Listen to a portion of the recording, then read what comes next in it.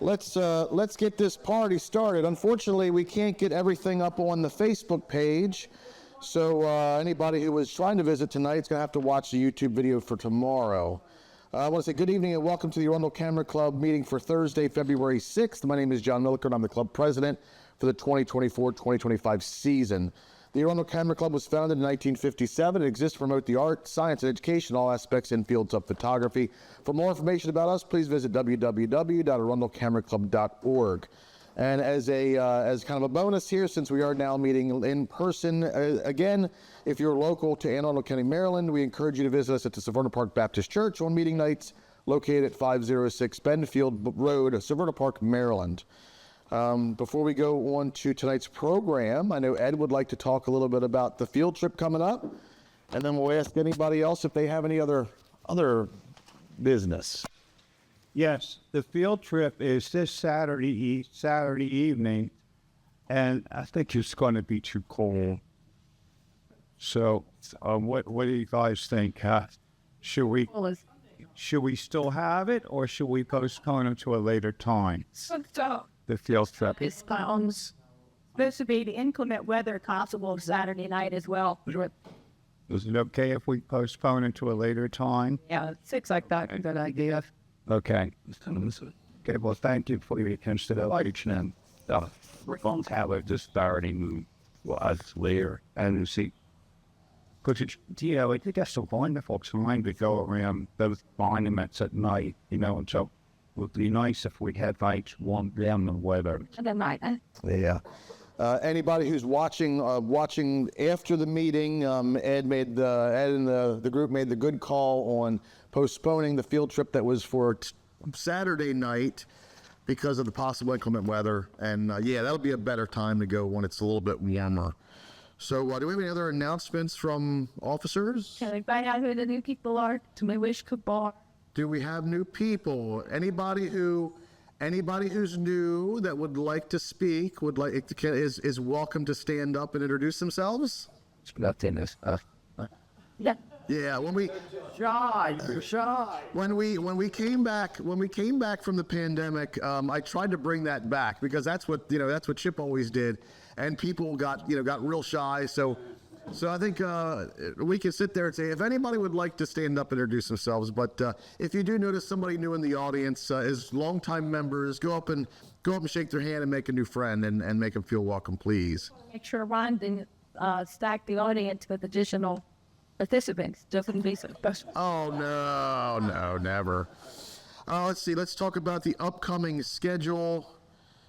And I've got an old one because Christine couldn't be with us tonight. Next week is a digital photography contest on geometric photography. If you did not watch Jackie Colstock's presentation, when was that? On the 16th, be sure to go back and watch that and get your geometric photography stuff in.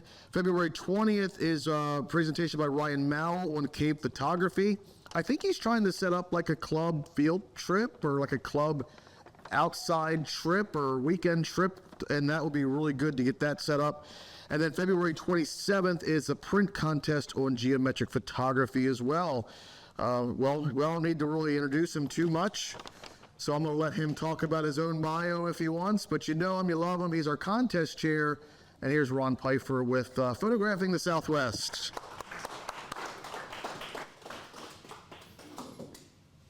I'm going to do such a bad job today, Christine will never ask me to talk again, so we'll see how that goes. Part of it is I was working on this. I have so much stuff in here I could talk 3 days about it, so I apologize if it goes too long. Start going like this, and maybe I'll get the hint. I don't know.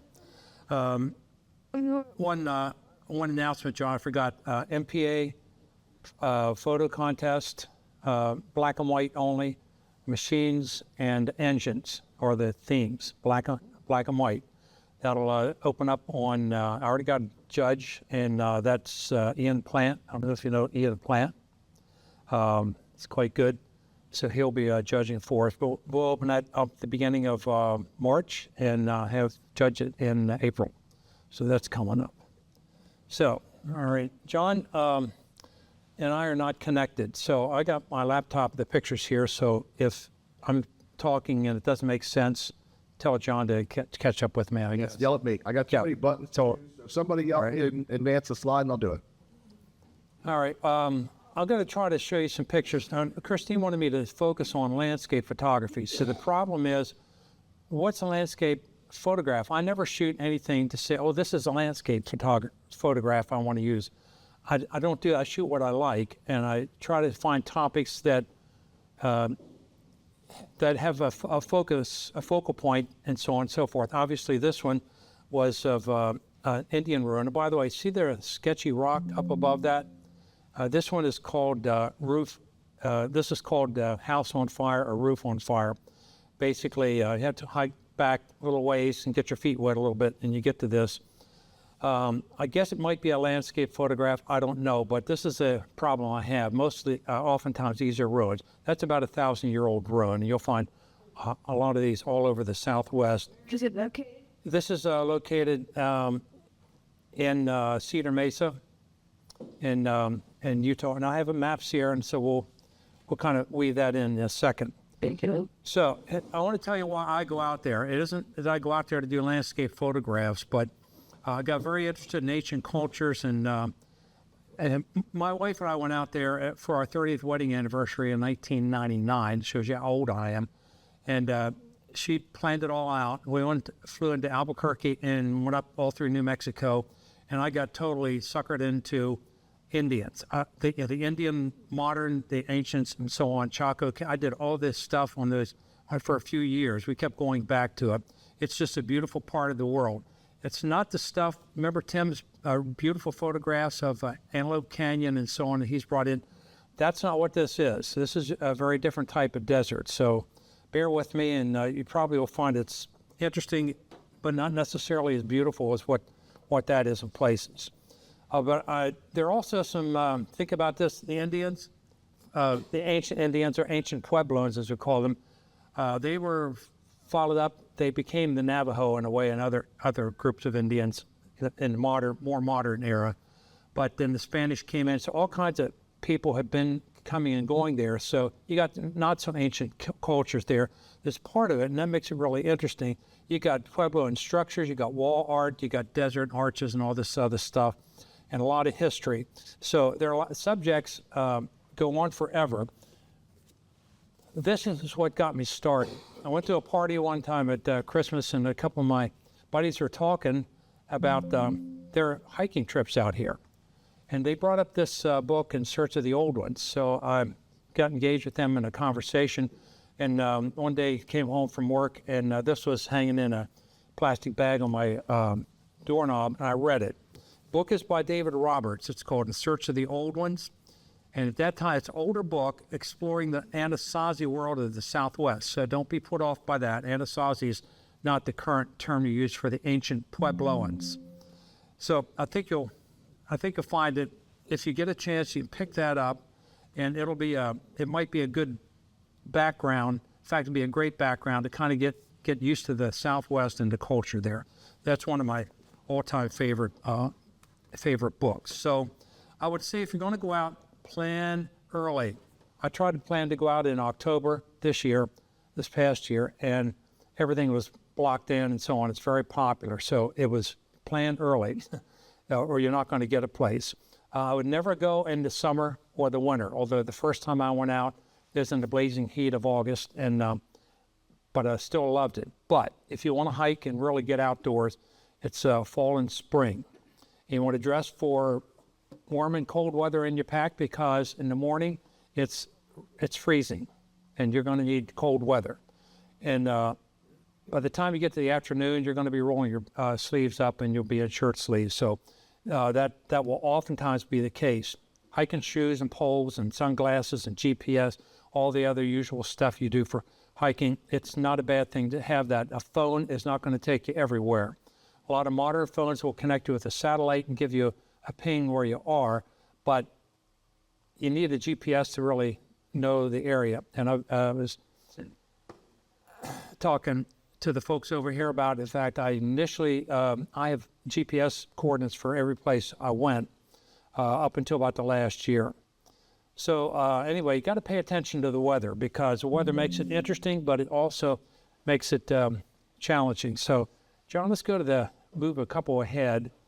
I'm going to go to okay, then one more, and one more. Okay.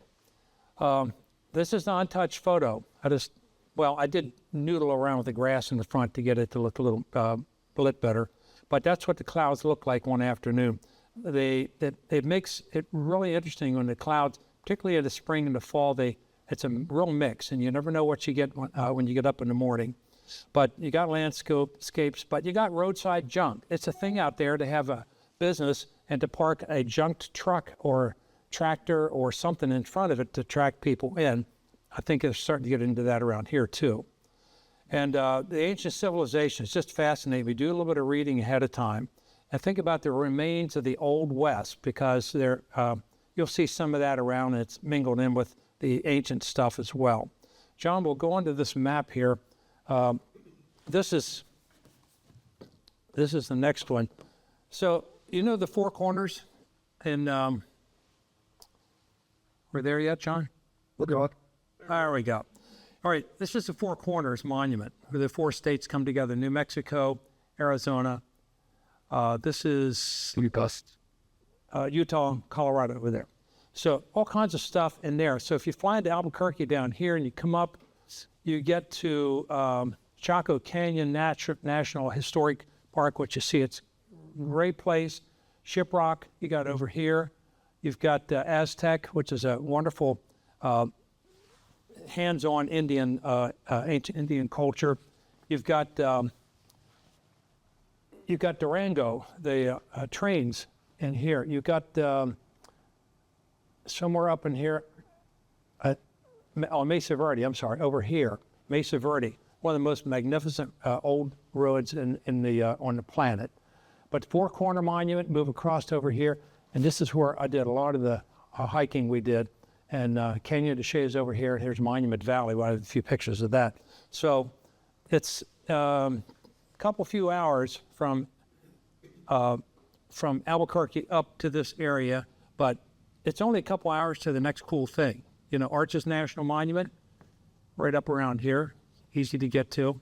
So it's all kinds of cool stuff, and but you need to plan ahead. So John, let's take a look at the next one. So let me talk a little bit about desert weather. This is the morning. See the sky? You wake up in the morning and it's oftentimes completely clear like that. So go to the afternoon, and let's go to the next one. And you're going to see something like this, because these are the monsoons that come in, particularly late August in the fall, and the weather is really cool. You get your down online for the most part. Yeah. Hotels, no hotel. When I go out, I oftentimes stay at the cheapest, easiest hotel. There's, all you want is a place to shower and sleep. And there's a place in Bluff that we stay in, room 25, every time we go out. And it looks exactly like it did in 1964. But it's a really, great. Get out to the breakfast room, and you talk to the owner and some of the staff there about some new things that people found out. Here's some good places to go, and it's written on the back of a napkin, and you're off to your truck and on to the next thing. So it's better than going to a typical Holiday Inn. I don't know what's happening to the laptop here. These other places, it's a different feel. I mean, some of the old places, they're absolutely fine, and that's what I'd recommend. Are we back at it, John? All right. So this is Valley of the Gods, and the next one, John, is also Valley of the Gods. And these aren't great photographs. Judges didn't like them, but I think it's a landscape, and I think it's quite interesting. But it was there's a lot of texture in those clouds and so on and so forth. But very difficult. Long lens, make sure you can get it positioned right, and so on and so forth. By the way, if you don't like these pictures, that's absolutely fine. I'm just showing you ones that I like, okay? And that's what I'm having to put up with at my house. So the next one, this is one of my favorite ones. It's called Fallen Roof. You see that big patch of brown and white up there at the top? That fell, and that's these rocks down at the bottom. See the black over here? There's a lot of the this is, think about it, it's 1,000-year-old soot from fires that were built in these ruins. So this is about a couple-hour walk back through. It's fairly well marked. But you get up here, and there are more ruins around the corner. I was a little skittish, and I didn't want to try those out, but these were quite interesting and made a pretty cool picture. I got this one because I was able to get the context, the canyon wall on the other side there, so you kind of see where you are. I don't put that forward as the best photograph, but that's the way I took it in order to be able to share the story with somebody else. But John, the next one, it's interesting. This sort of looks like medieval ruins of castles. This is Hovenweep, and they're all these towers with little holes in it where you can see out, observational towers, and these are all about 1,000 years old, 900 and 1200 AD. They're all pre-Spanish, and there are tons of them right here, and it's a great walk. The creepiest thing I had was the day I went here was we were out there during COVID. We landed in Albuquerque about an hour before they shut the schools down here during COVID.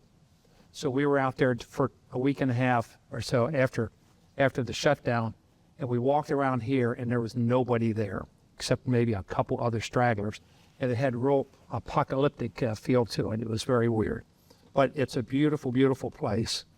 And there are other places. John, the next one is down along the San Juan River, called River House Ruins, and there's about 40 little rooms back in here.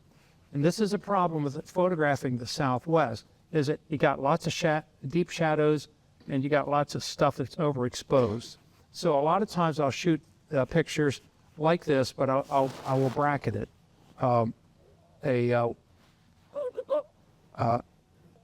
stop and a half over and a stop and a half under. So I have 3 pictures called HDR. You put them together in Lightroom, and you'll be able to bring out some of the light in some of the dark areas. But you have to be careful because that can get overdone and be pretty funky. So that's the way I deal with the light. The fact is, there are people who'll go there and sit all day long for the exact light and take the picture. And when you're out there for 2 weeks, you don't have that luxury. You get the shot when you're there. And that's kind of the story on a lot of this stuff. John, let's look at the next one, which is interesting. While there are bigger ruins like that, every now and then you'll run across something like this. There are rocks that will have these scooped out areas. You know what that's for? Those are grinding stones for corn. The ancients, in fact, you'll go out many of the ruins that are kind of out of the way. You leave things there. You don't walk away with the pottery pieces and stuff you find on the ground. You leave it there. That's part of the site. This is called a metate, and they have a stone that's round, very rounded, and you put the corn in there and you grind it like this, turn it into cornmeal, and that's what that's for. And sometimes there's a rock that'll have just one caved-in area, and some others will have a whole lot like this, but that's metate and the mono. I didn't find the mono. I only found the metate there, and I can't remember exactly where that is, whether I'd ever be able to find it again. So anyway, but one of the places I really, really like is, John, on the next one, it's called Chaco Canyon. So this is not the best picture of it. I'm going to go back there sometime and get up on the top on the mesa and shoot it down, because Pueblo Bonito, this figure here, is shaped like the letter D, capital letter D. And the straight edge on the capital letter D is the solstice aligned, if I get it right. Spring and fall solstice, right? Am I saying it right? They aligned along that. So these folks were very well aware of all of that kind of stuff. It just wasn't the Druids in England. But there are about 500 rooms on this ruin. You see the little stubs of wood sticking out there? The little dots as they go along? They're called vigo. There are no trees around this area. It's a very long distance.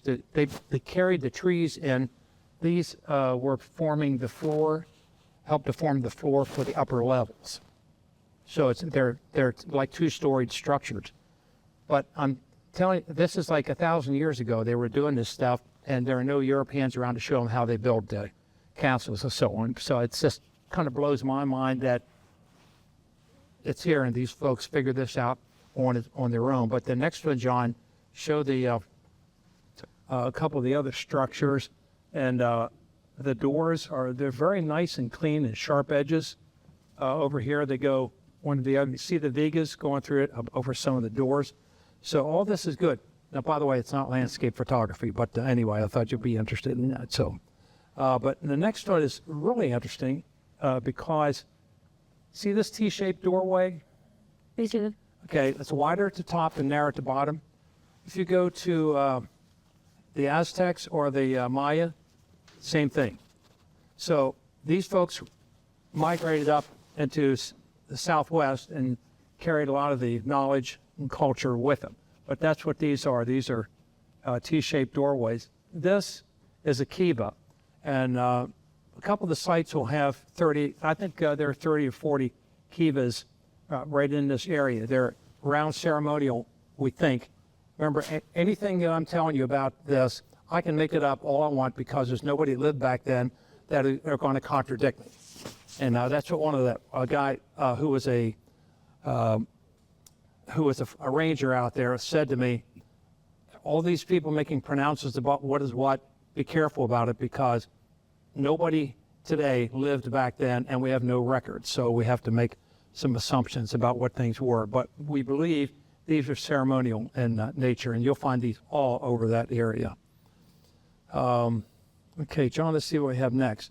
But this is one, some of you know my friend Graham. So he was looking out over this part on Cedar Mesa. And I don't know if you can see right over here, see these, and see this spiral here? Okay. And now, if you look carefully, you're going to find horses and Indians on horses with arrows. This is what happens with a lot of the wall art. It's very cool. It's very old, but there's stuff like this that probably dates back 10 centuries. And then there are the Indians up there that probably carved. I mean, seriously, a couple of these, the Indians on a back of a horse with a bow and arrow, this like in the movies. That dates back to the middle of the last century, but a lot of it, called cowboy art, gets scattered in with some of this stuff. But this is Walnut Knob. It's a beautiful view and really interesting. Not an artifact around to be had otherwise. It's quite interesting. So another, some of them are, the ruins are kind of majestic, like this one. This is one called Pueblo Pintado. And it kind of reminds me of,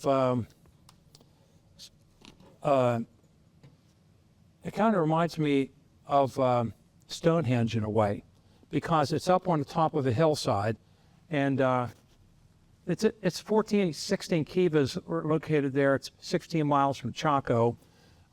It's just really weird. And if you want to find the place, we took about 3 turns till we finally found a road back. They don't have signs along the road to say turn here to go to Pueblo Pintado. You have to kind of figure that out as you go, because they don't really want lots of people visiting these places, because that's one more opportunity for this stuff to get treated improperly. So, John, let's see what we have next. I think this might qualify as a landscape, and it doesn't qualify. It's a little bit bright here. But you see the structure all the way over on the right-hand side? Okay, it's a 2-story structure inside. It's quite interesting. And I think there's somebody walking down from there. But this structure, composition-wise, I kind of like the way this is put together, because I had something over there to focus on. This kind of pulls it all together across the top, and so on. Now, that's my opinion, and somebody else may say it's a lousy composition, but I would say that might be a landscape. And I will confess that's probably a pasted-in sky, because you aren't always there at the right time of the day to get the right sky. So anyway, on to the next. And by the way, interrupt me anytime you're want to have any questions. This one is Moon House. Now, Moon House is interesting because it's one of the few ruins I went into. It's just, again, it makes me think this is probably about 1,000-year-old mud wall. Sticks behind it, and then they smeared mud across the front. But then over there, you see it's mud and rock. And if you look inside here when you're there, I had to have a tripod there because it was pretty dark. But when you look inside there, you'll see a lot of soot. So there were, I think there are about 49 rooms and across 3 structures. So a lot of interesting structure. And on my right was a curtain wall of stone. So this had with little cutouts to watch, for somebody to watch and make sure nobody came in. It was just a very cool place. And it's the only place I've seen where that would have a curtain wall here, and then the structures on the inside like that. Yeah.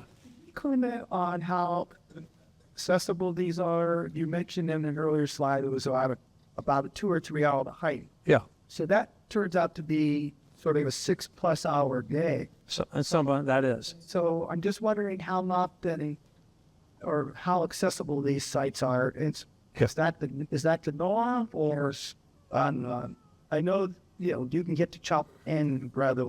The Chaco Canyon's about a 45-minute drive off once you get on the dirt road off. So you get there. This one is on Cedar Mesa, and once you know where the pull-off is, that you can pull into park. It's not marked, but you park there and you come up, there's a metal stand there, you can sign in that you're going in to see it. It's good for some of these sites. I believe for this one we had to sign in at the ranger station and tell them we were going there today. It's not like somebody's punching your ticket when you go back there, but they want to control the traffic.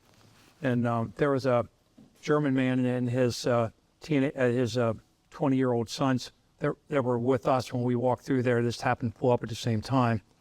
And the German man, who was good and hefty, whenever he couldn't get up over a rock, he reached down, grabbed a hold of my arm like that, and brought me up like that. I never felt so small in my life. No, but that's the problem. And it varies. Some places you pull in and you're there. Some others you do need to plan a little bit ahead. Just think about this. Ansel Adams was out there. He's got some stuff. This is color. This was good for color. We looked at it earlier. And John, the next one, this is one called Target Ruins. It's relatively easy to get to if you know where to go. It's not marked. But it seemed like it worked as black and white. Sometimes color introduces too much, makes your eye hurt when you're looking at it. So that's why I did that one in black and white. And I still can't find where the target is supposed to be painted on the front wall then, but nevertheless. I'll be through the ruins and stuff, and we'll look at other stuff shortly. Arches National Park, or Natural Bridges National Park.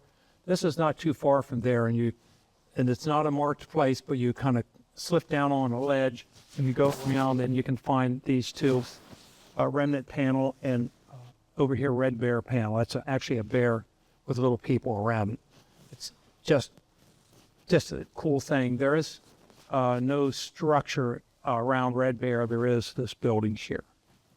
So, and I don't know what the remnant is. What's missing, the reason it's called remnant is a piece of rock fell off there. That's where the rest of the drawing was. But the coolest thing you'll find in terms of wall arts is hands. This is when it gets personal. It's one thing to look at scratches on the wall and all that, but it's another thing when you see hands like this, because they put paint on their hands, did that. You'll also find that there are walls where they fill them out full of paint, usually white paint, put their hands up there, and blow the paint across there, and you'll see an impression of the hand. And it's both of those just remind you these are real people. This is not just something in a textbook someplace. So now this is something about you need to think a little bit about. See these trapezoidal figures over here? There are 3 of them there. There's one here. So they're wide and then kind of drift down. This is Fremont art. This is oftentimes older. Some of it dates back 3,000 years. So it's very old. It's just different from the others. But notice this panel has names, dates, whatever this is, has a goat over here, got hand here like this, but it's got these dates up here. So what happens is the cowboy art gets commingled with the Indian art. So in the 1800s, they didn't have a lot of concern about preserving anything that's ancient. So you'll find bullet holes and all kinds of things on places like this. But remember the Fremont Indians. I want to show you some more of their stuff in a bit. But the next one, this is newspaper rock.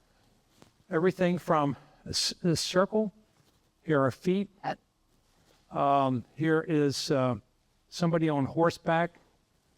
Here is a circular thing. I'm not sure, but there are a couple of these that are possibly modern, more modern stuff. Here's a wagon wheel for sure. So cowboy art and ancient art got all on this panel. I think it's about, I don't know, but not, it's about 10 feet. I had to shoot a couple of these and paste them together to get it to work because it's a very big panel. It's one of the most famous out there. So rambling on, if you can bear with me. Here's Horseshoe Canyon. These were really cool. This one I saw photographed, and the panel it's this big, and it covered a wall from here down to there. This is a profession panel. This is 500 and 700 AD. It's really old. Some people think it has something to do with a ancient Puebloan myth similar to the Noah and the flood and all that kind of stuff, because there are people, there are deer and everything all going somewhere. This is more of the Fremont art, and this is 400 to 1100 AD in Horseshoe Canyon. It was a nice little hike down there, but it was, and these are pretty interesting. But here's the photography problem. Things like this are a little paler than what they look. So you get there, you looked at it in a magazine or a book, and you see it's really clear and crisp. Then you get there and you realize it's paler. But then I want to look at it later so I understand what it is. So you have to do some work in Photoshop or Lightroom to kind of get the light right and contrast it. And you will have to be careful when you do that you don't overdo the texture of the rocks, because the rocks can really get so busy it bothers you. And this next one, just to say, there are places where you've got cowboys, and there's a cross stuck with rocks. This is in the Seago Canyon, I believe it was, where some of those ruins were. But let's go up to Durango, which is right up in this area here in Colorado. It's an easy drive. It's a cool town, and they film movies there all the time with old trains and such. This is one of the few pieces of art in here I've sold, actually. There are all kinds of pieces of old trains at this location, and you can just wander all over, no charge or anything, and just take pictures of these things. It's really cool. Yeah. Just a narrow gauge railroad. I think it is a narrow gauge. Yeah. Gee. And it's a little bit narrower than the current standard. And anyway, it's a real cool place. I've seen a couple movies. I've recognized the depot in the movies, so it's one of those things that's used. But there are a bunch of engines there. Speaking of the MPA theme, that are pretty decrepit, and they are trying to get them working again. So looking at.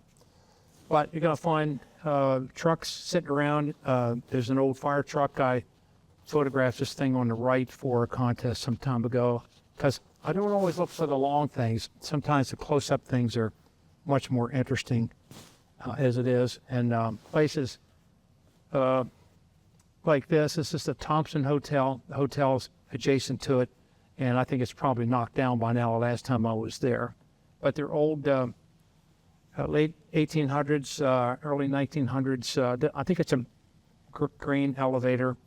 And I'll show you a picture of that later on. But there's just stuff like that that just screamed to me that it needed to be black and white.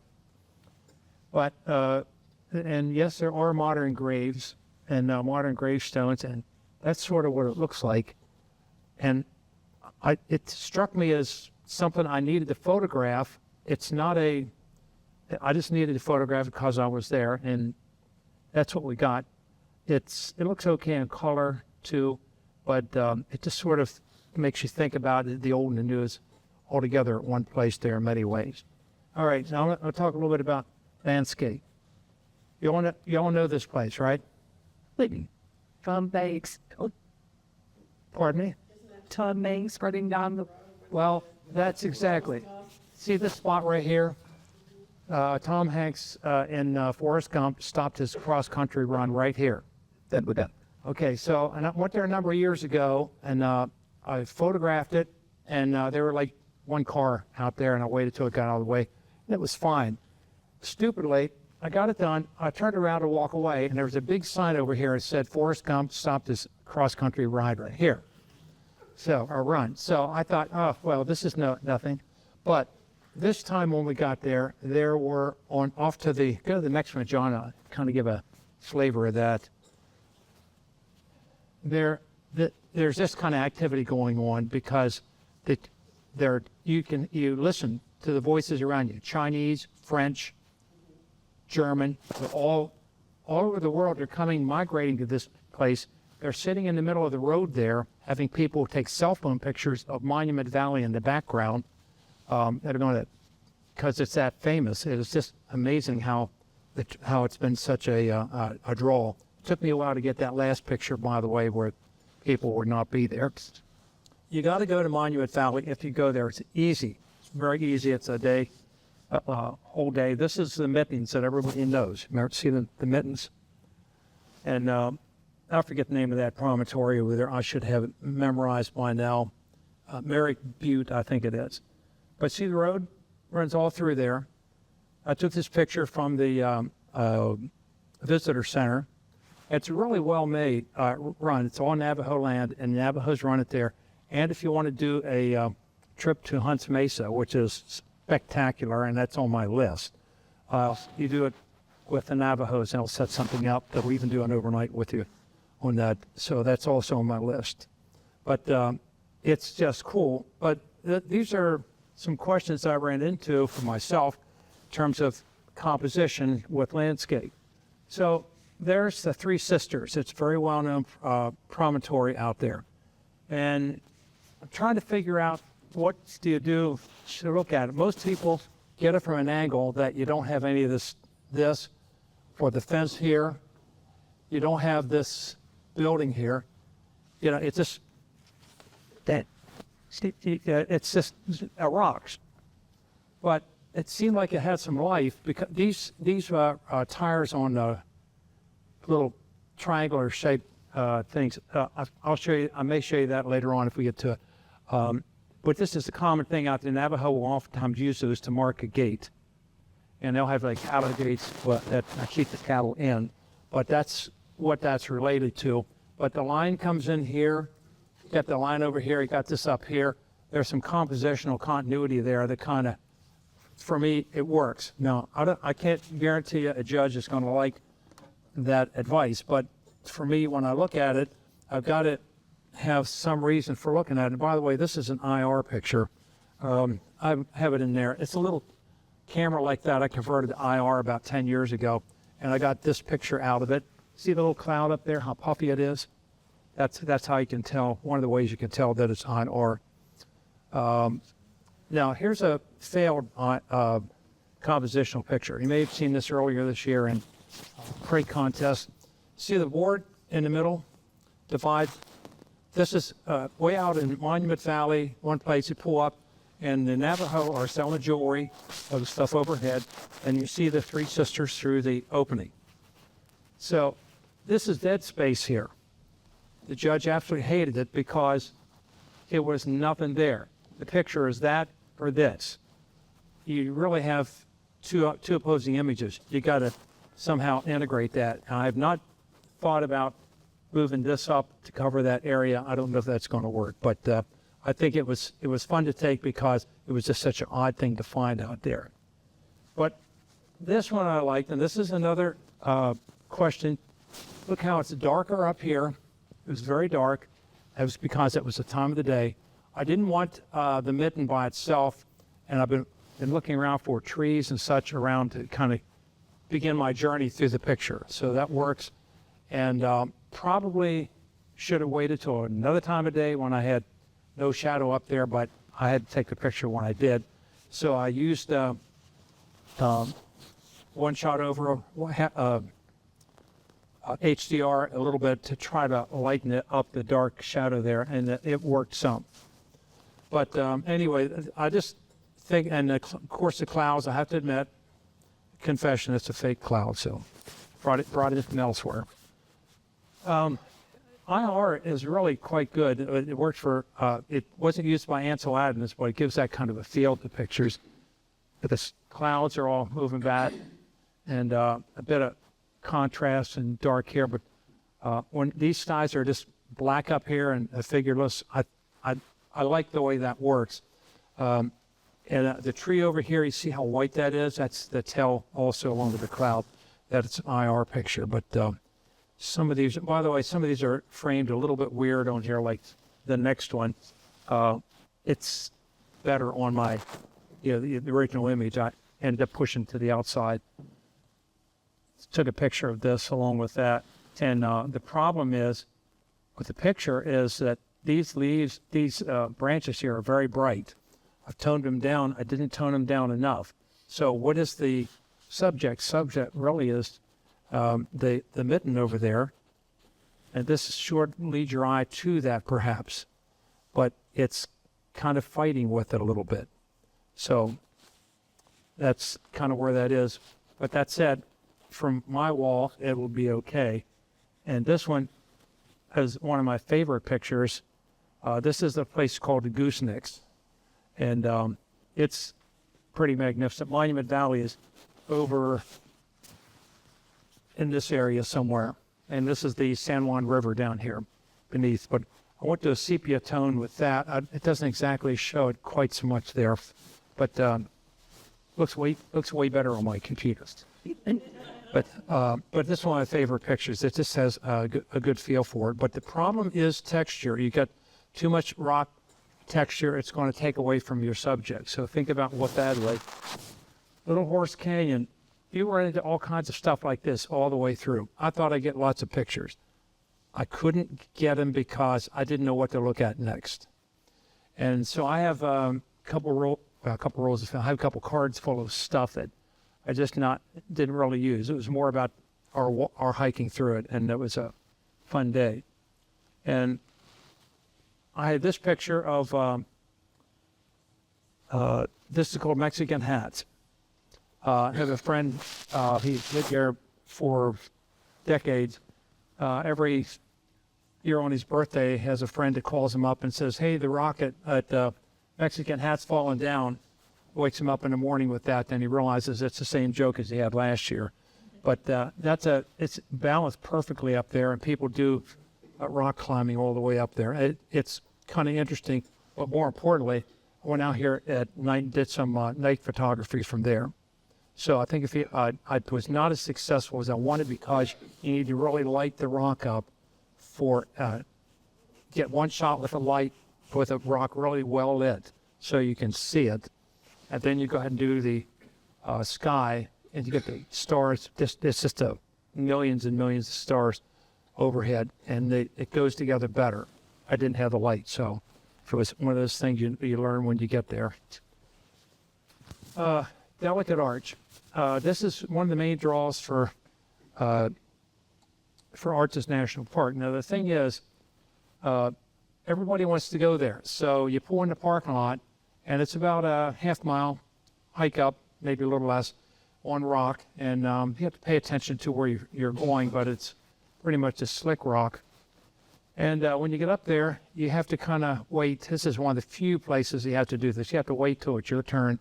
So my buddy Bob got over here and went like this, and so then I got and stopped the picture. So we got him. But unfortunately, there are a few places that are that popular that you had to do that.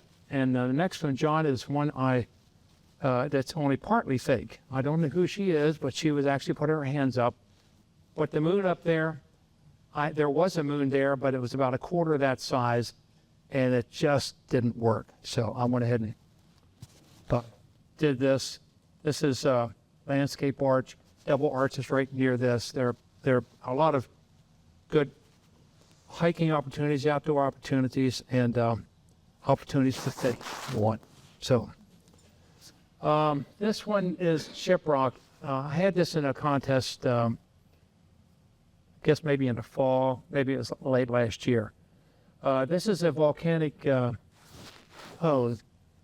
that's all volcanic rock here, and this is a spine coming out from it, that a seam that had volcanic rock in it, and it's now exposed part.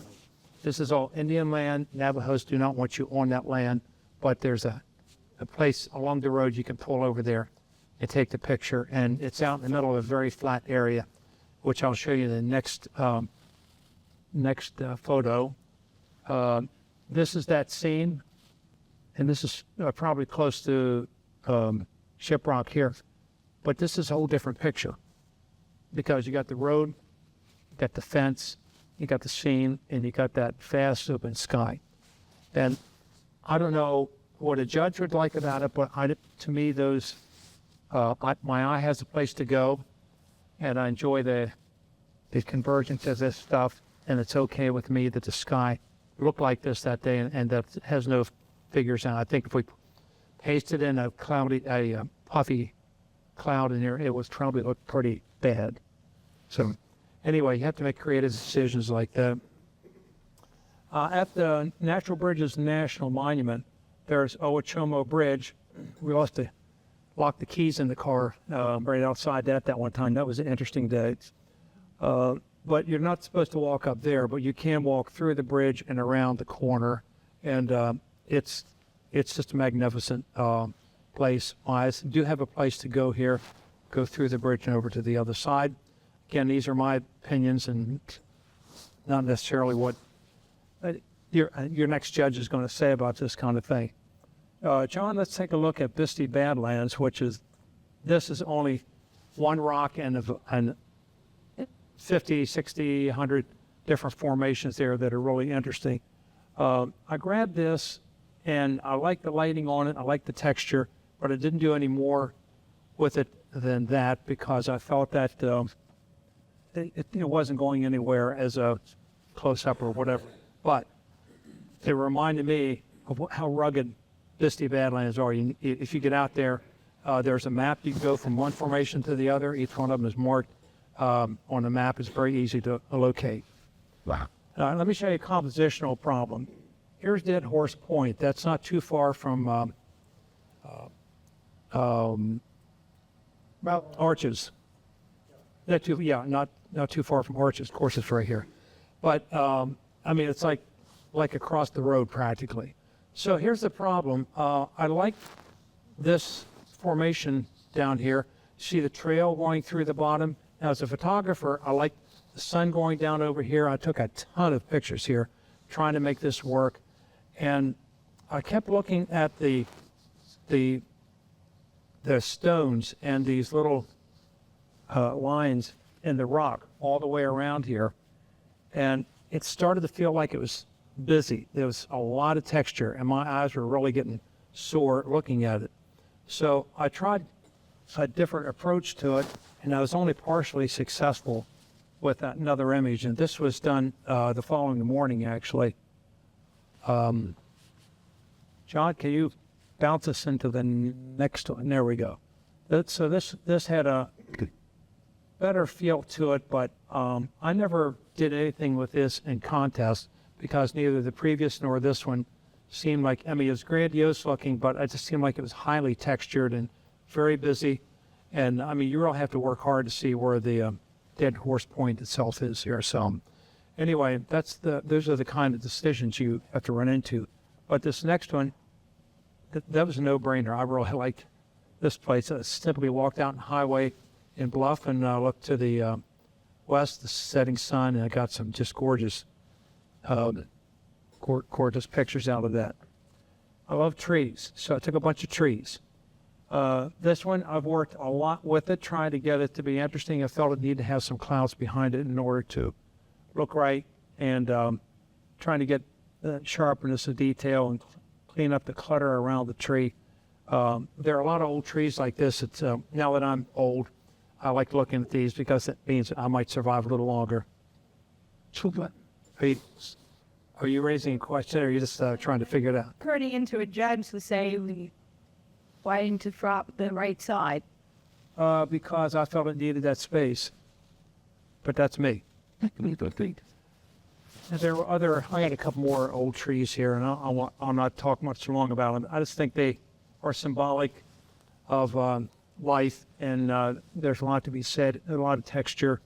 As I'm looking at it close here, it looks highly textured on close up, on a print or whatever. It looks much better. And I didn't do much with clouds on either of those. I did on the next one. You may remember I had that in the contest. Judge didn't like that either. This one I've had in my house for a while. I have it hung up in 2 different locations. I just like that. I took that up in Colorado someplace a number of years ago.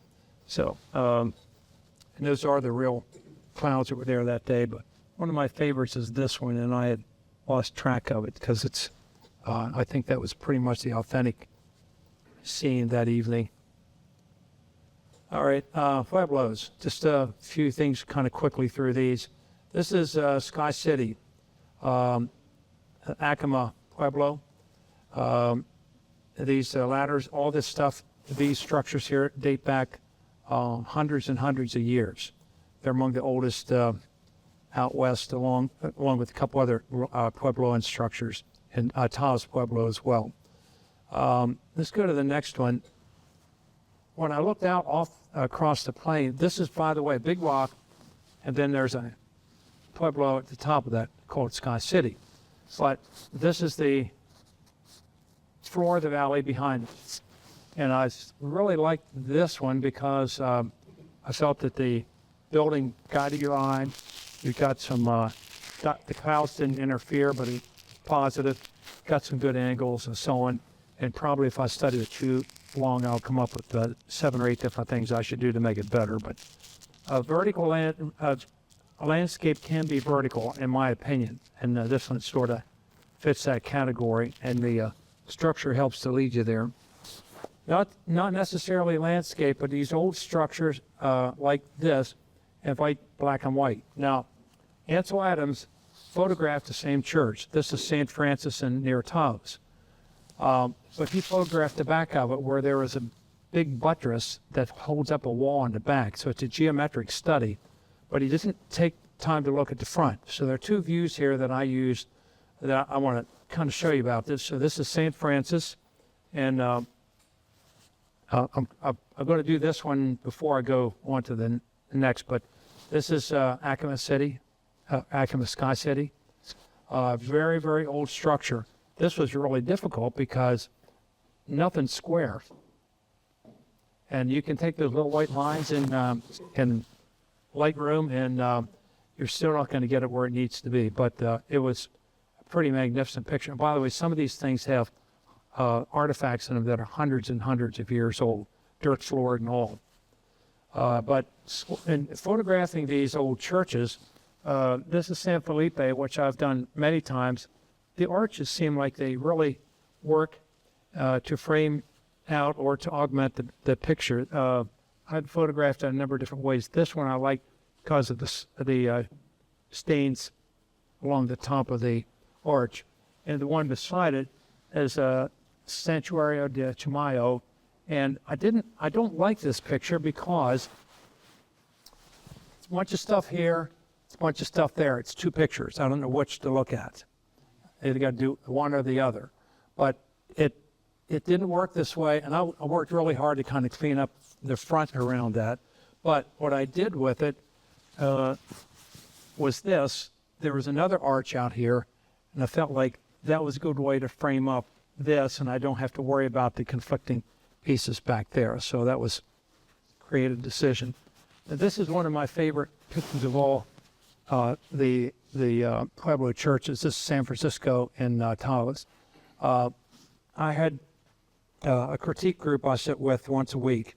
Some of them said they hated it because it was too dark up there. Some of them said they liked it because it was evil versus good. And you can get all the crosses are over here and evil is up there. I liked it because of that reason. Myself, that's why I did it this way, but it had kind of a little Ansel Adams feel. So that was, Ansel Adams was looking at the butt end of the church. I was looking at the front end. And so for my money, mine's better. So anyway, that's sort of what it is. Looking around all these buildings of some of the old Pueblos, and there was a stone right over here that used obviously to hold the door shut because there's a lot of wind there. And I thought, look at all the texture over here. Broken glass, I believe it is, and this over here. So that just worked. I don't think I've ever competed with that picture. This one I did, and I really thought the stains around the outside worked for it, you know. It just made it feel older, and the hands in the middle kind of came together. So it depends on artist's taste. And I'm not saying to you the judges are bad, because we're not, but you have to make your own decision about your own picture and what you want to use it for. San Jose in Los Trampas, and that's San Jose in Laguna. This is out closer to Hecama, I believe. And this is kind of cool because it's got a mouth and two eyes, and the mouth is open like that, and it kind of it gets photographed through the gates here, trying to get it to go. And I think a better photographer might figure out how to compose that. But looking at a lot of these walls, this texture and stuff doesn't necessarily help you. I mean, you see it, and maybe it needs to be there, but as a composition goes, it doesn't necessarily make a picture. Now, I have done steeples as a triptych. I have two triptychs just to throw in here. And Steve Bruce, I think, was our judge that night, and I think this one did okay. And the next one I did was of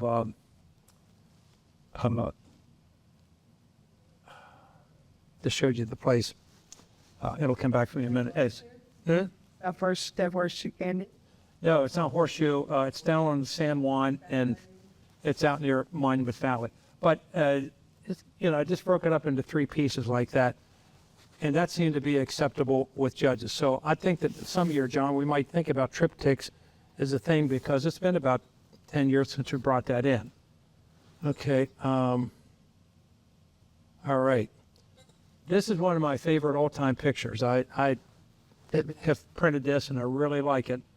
It tells a story. I guess it's landscape.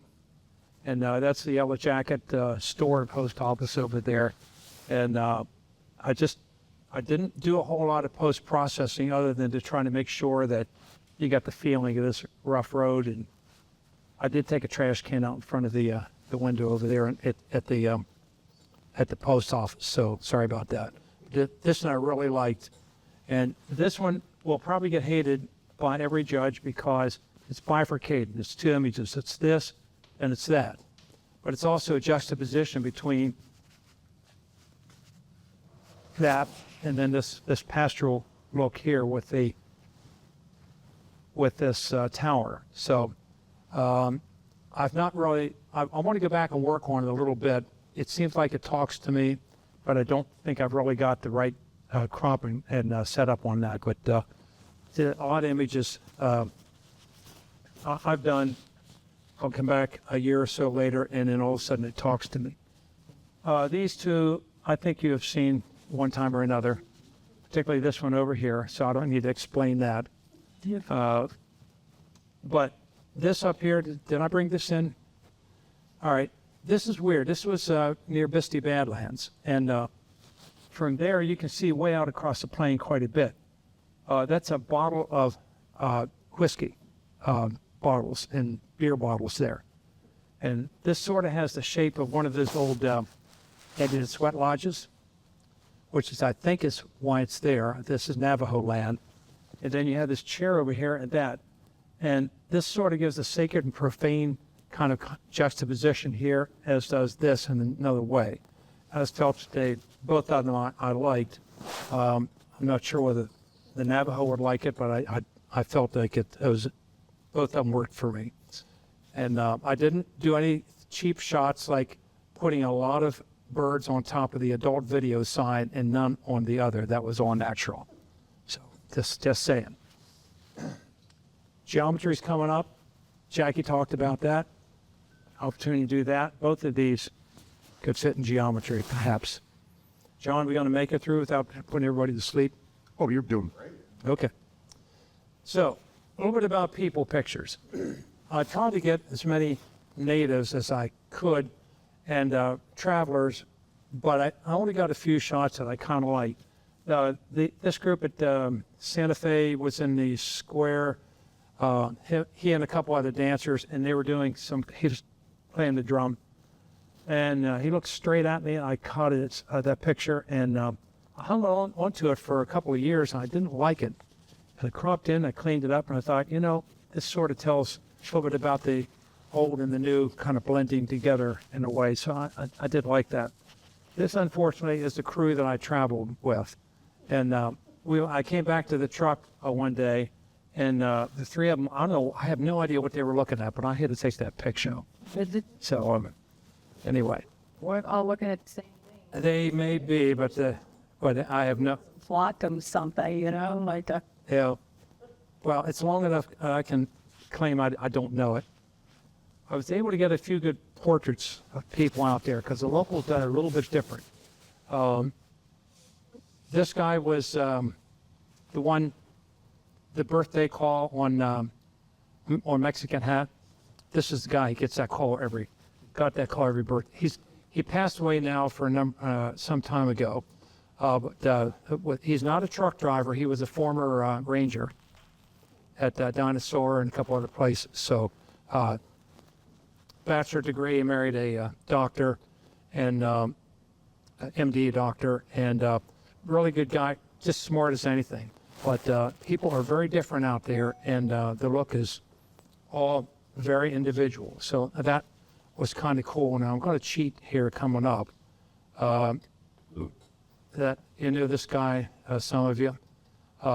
He's one of my hiking buddies, and this was a cell phone shot that I blew up to full size and got a decent picture out of, and I have no idea how. The one on the left. One on the right, I just felt that this is an old cowboy shack, and I tried to frame him out with that, and it didn't quite work. Now, landscape. Let's talk a little bit about that.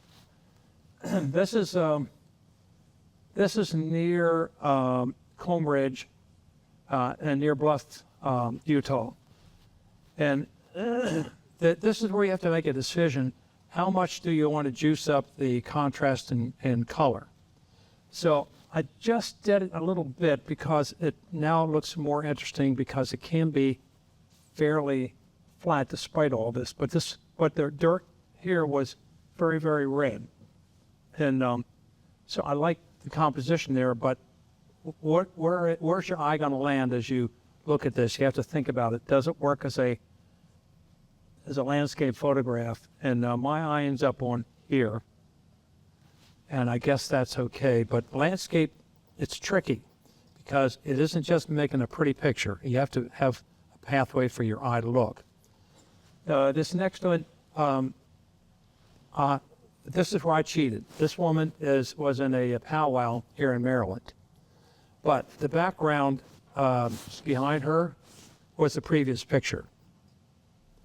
And so I wanted to take her out of the context of this inside of this building. I shot that on the slide, got a couple here like that. But I wanted to put a layer in behind, a texture layer on top of the background and blurred it back to try to get it. So it did help them put context to her picture, and it meant something. Again, not everybody's going to like that. Same way with this one. This is a texture layer I dropped in the back of this guy. He's a Lenape, and he got another picture of him when you're out there walking around looking at rocks and dirt, photograph it, because this is a muddy, dirty area there. When you see the little texture and so on. So it worked, and I think the judge kind of liked that one, fortunately. But playing around with this stuff is a little bit interesting.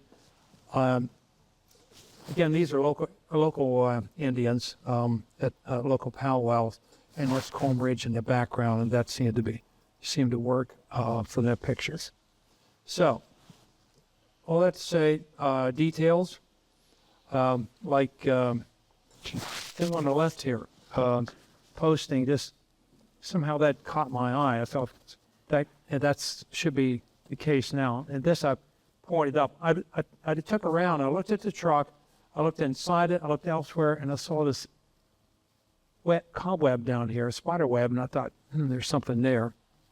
Went up to a beautiful church in Santa Fe, and I found this lock on the door, and it was beautiful wood carving all in the front of it.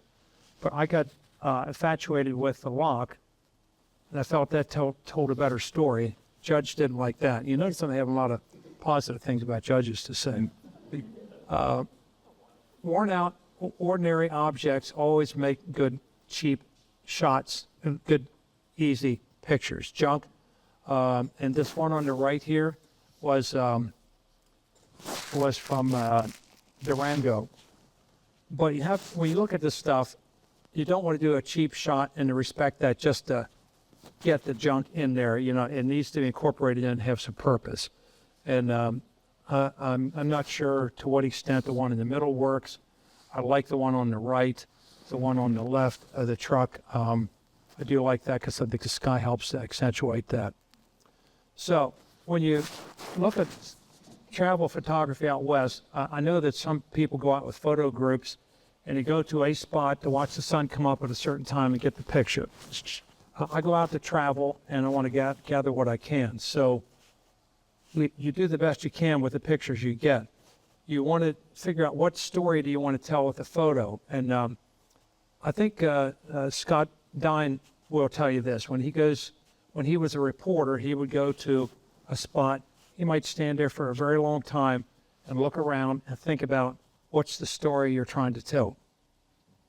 And once you know that, then you kind of work on composing it accordingly. And that's the same thing with this travel photography. And oftentimes travel photography is the wrong light at the wrong time of day. If you want it because you want to stick it in your computer and look at it later, fine. But I also don't throw those away because now and then you will hit gold with a picture that's at the wrong time of the day and the shadow at the wrong place and so on, but it works.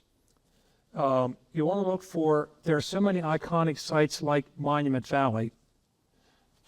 Don't shoot the same picture that everybody else is. For example, the Three Sisters, and the fence, and the tire. I've not seen any pictures with that kind of stuff that's footboarded into it. I felt that made my picture stand out different. And in fact, I might put that in this upcoming contest. But think about something that makes it work. But as somebody has shot that rock, that mountain a million times before, do it for your files, but don't think of it for art because it's just documentation.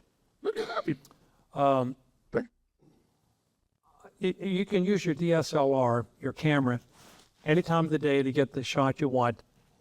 But in the middle of the day, I would suggest you use HDR particularly because it's going to be blown out and really dark, nothing between. But if you go a stop and a half or more, although I have done sometimes 2 stops, stop and a half and 2.5 stops above and below proper exposure in the middle one, put those 5 together and I will get it to work. More often than not, it's a low risk. More often than not, it's not going to work because middle of the day is, if nothing else, middle of the day. You're not going to make it into a good sunset. But the IR camera I got is basically had an older Canon. Again, it's in my bag here, and it's only about this big. It's got a 26 millimeter. Got a wide angle lens on it. and 26 megapixel. I'm sorry.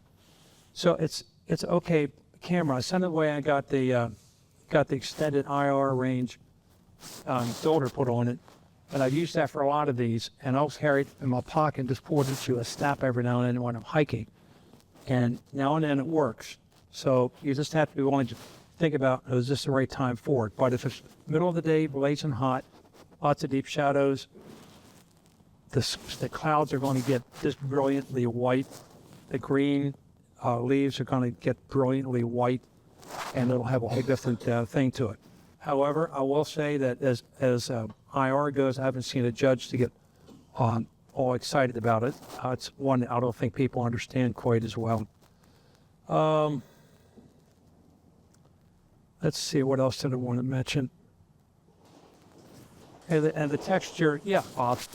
Did you look about like bringing, say, if I was talking about regular camera that knocks out the blue, is it bias a bit towards the red end of the I think you're out of my league, but go ahead.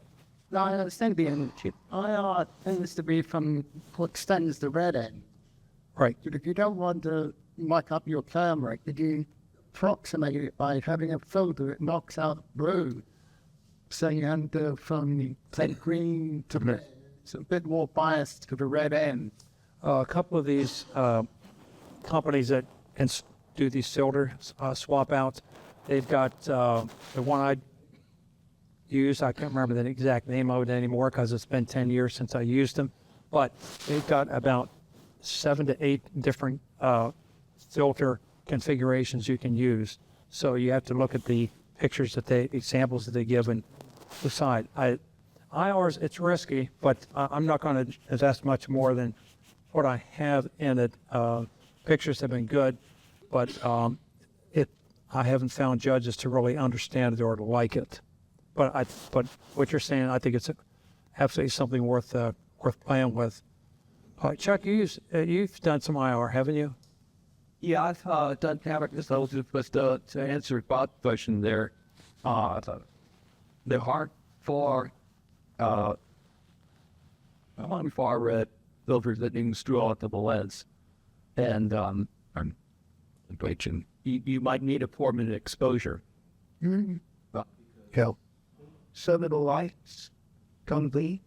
There's and also like our normal DSLR cameras have an eye blocking filter in them. So here, kind of working against that out. Right, and it's another thing that in the camera conversion process, they have to take it out too. Chuck, you did a presentation to the club many years ago on IR, didn't you? Yeah. Maybe it's time for that again sometime, if you're up for it. Pictures. Okay. Well, let's chat about that then. Now, there is such a thing as too much of a good thing. Too much texture, too much light and all that. So you really have, when you're out there, the light is just blazing hot. And you're going to have to make some decisions to make sure you can get all of that under control and to work with the images. And you'll shoot a lot of pictures that fail because it's just not all coming together. Then you just don't get upset about it because it just happens. I would include people in your photos when you can because it gets texture, it gets context for what you're looking at. There are several locals in southeast Utah that I know, and I've used a couple of those in pictures, and they change the whole nature of it. It's more personal than just looking at rocks and skies. I would encourage you, because I know that you hear a lot of feedback and contests against skies and things like that. Build a library of skies, sunsets, and textures, stars, and all that stuff, and put it over here. And think about the picture you're doing, because in the old day, Lightroom didn't exist. And Lightroom and Photoshop can really very carefully drop a sky in and do exactly what you want it to do in many cases. So I don't feel guilty about it. I know that that there are these, how can I say, the sky replacement shamers that'll point up that that's something you've done. But I don't. I think you need to do that when you're in situations like this. And the journey continues.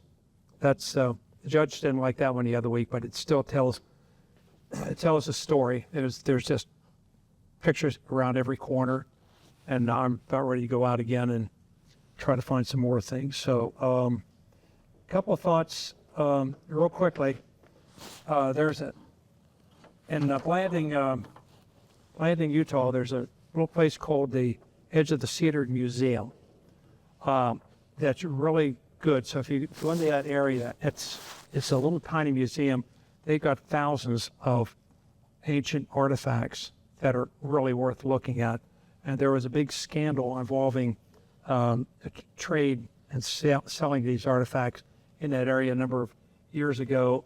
But that aside, the museum is collected and responsibly cares for some really good display in that area. I also want to throw out Goblin State Park is near Horseshoe Canyon that I mentioned earlier.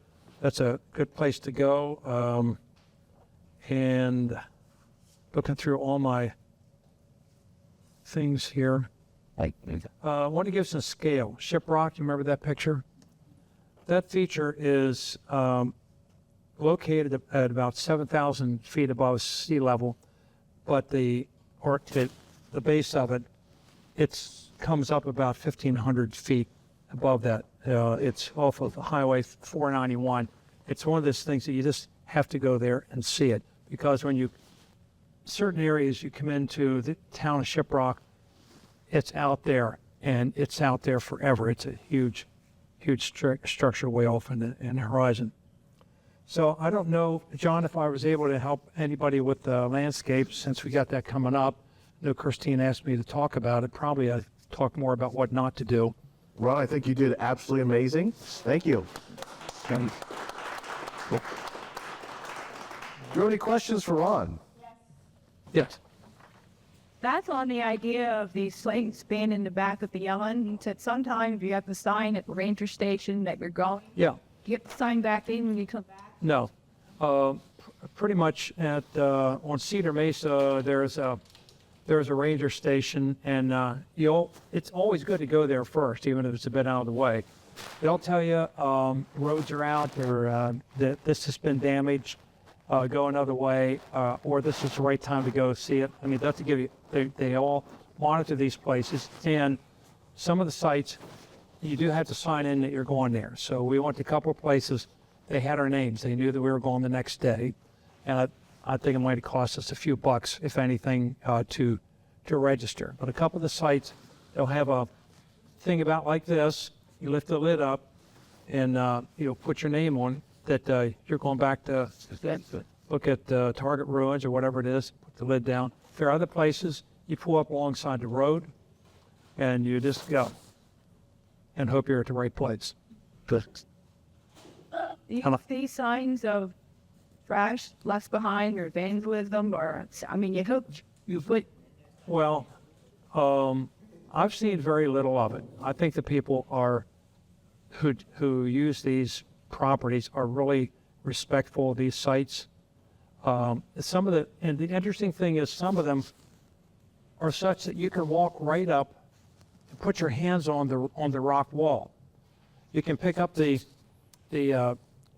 pottery sherds and look at them, and they're in your hand. You just look at them. You put them down afterward, or the corn cob. I mean, it's there. There's one place I remember hiking up, and it was just littered deep with pottery sherds. So all that stuff is there. So oftentimes there's no restriction on your doing that, but people just seem to be very grateful that they can go do that. Good question. Any other questions? Yeah. This brings back memories. I took a whole month off from work and took my family out west. And I remember the airport academy, and then just right through the Rocky Mountains. Oh, yeah. Up to Durango. Durango, okay. I remember Four Corners. Yep. Wonderful memories. All these places are so accessible. It's just a little bit of a longer drive than you might like.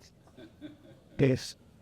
I would suggest if you're planning on doing something like this, traveling like that, invest in a good road atlas, because you'll find stuff on the road atlas Right. on Google Maps or something like that. I have one book at home that has. It's interesting in these ancient ruins that you're not going to find. You can go on Google now and find 1.12 miles from this point, and that's where the ruin is. The vast majority of the time, we didn't know how to get to some of them because nobody would tell you. And there might be a rock up the road that you need to turn at that rock and go to whatever, but there's no sign. And that's still the case in many places. And there's a book, I bought a book, and it has no GPS coordinates or anything, and there's little drawings how to get to these places. Let's say as you get up the road there, kind of turn bear to the left, and you'll see an old car there. That might be the place, and keep on going. And yeah, but it's very easy to get lost out there if you're not careful. Has anybody seen all the longitude, latitude, coordinates for some of these places? And is it, you see, I remember there was somebody in those thing. I'm sorry, latitude, longitude? Coordinates for some of these places. Yeah. Or do you have to know somebody who knows somebody and then for sheet the call? If you want to go, give me a call. Yeah, that's it. I took a GPS along, and that's not what you want to know as much as where to park the car. Because you don't want to, you park in here and have the side cave in and have your car get stuck. But we would find a safe place to park the car and then put a mark on that. And then we go along a little ways and we find another place to put a mark. So we do coordinates. We get up to the site, I mark that, and I have all those reports from about 10 of those from trips out there, places to go. But we tracked them, and it's just it's really good to be safe and know exactly where you are. So, John. I got one. Obviously, you're going to want maps for when you're hiking. Yeah. But Google Maps with like your satellite views, sometimes we'll go out and find like things we want to find and put pins in them. But now at Google, I'm sure Apple can do it as well, but you can save offline maps. So that when you're somewhere and you lose signal, it'll still jive with your GPS. And we do that for every trip we go, but especially out there, it's very important. Well, one of the things that the phones do now, the last time we were out, I found that I could see myself. On my phone, there's a matrix. I don't see any features, so I don't know exactly where I am, but I see that dot, which is where the car is, and it's moving.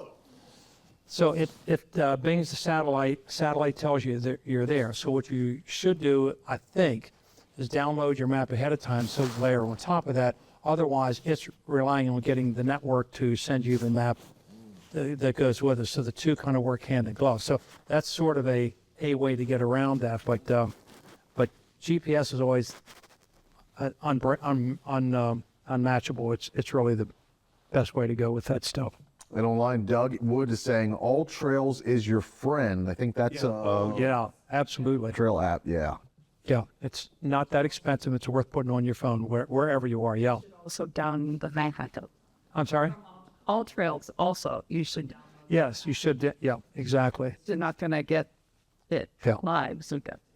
I was surprised how good the phone was, but it took me a while to figure out that it wasn't the network. It was that's where the message is coming from. So anyway, maybe I'll get smarter for the next time we go out. So Any other questions? Ron, where can people go online to find your work? at ronpeiffer.com, I think it is. Do you think or do you know? Yeah. Okay, we think that's it. Go check out Ron's work. Thank you again, Ron. Next week we have digital contest on geometric photography. Thanks for joining us, and we'll see you next week. Good night. Close stop. That's not England.